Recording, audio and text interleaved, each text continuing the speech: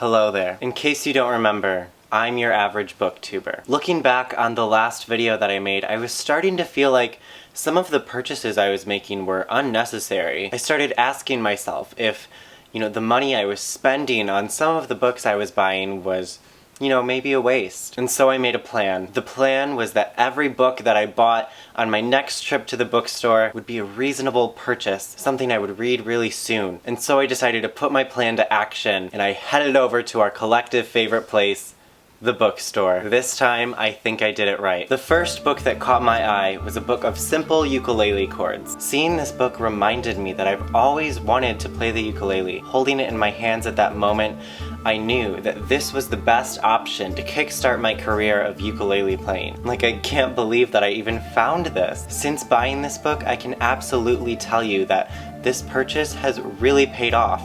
Or at least it will as soon as I buy a ukulele. The next book I picked up is A Game of Thrones by George R.R. Martin. I've been wanting to read this series for so long, and I was so excited to finally buy it. Last night I stayed up all night reading, and I can tell you that the acting is magnificent.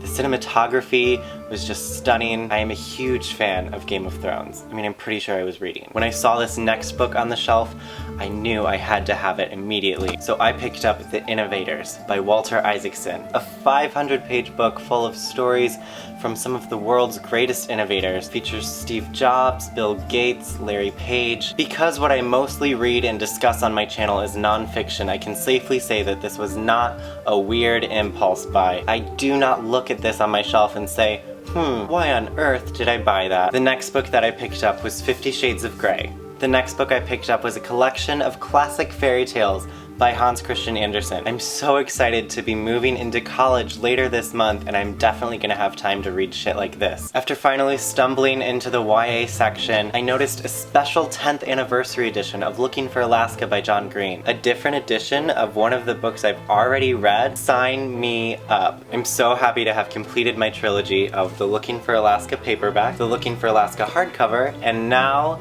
the Looking for Alaska hardcover. I really hope my parents visit me frequently at college and buy me groceries because my financial priorities are elsewhere. Walking a little further down the aisle, I had to pick up Unholy Unsold by Neal Shusterman. In case you don't know, this is the second and third book in the Unwind Dystology. As soon as I read the first one, I'll be all set to go with these. And finally, I was so excited to stumble upon Clockwork Prints by Cassandra Clare. I've just been hearing rumors that this might go out of print soon, so before I actually read Clockwork Angel, I wanted to make sure I had this one on my shelf because, what if it's so good and,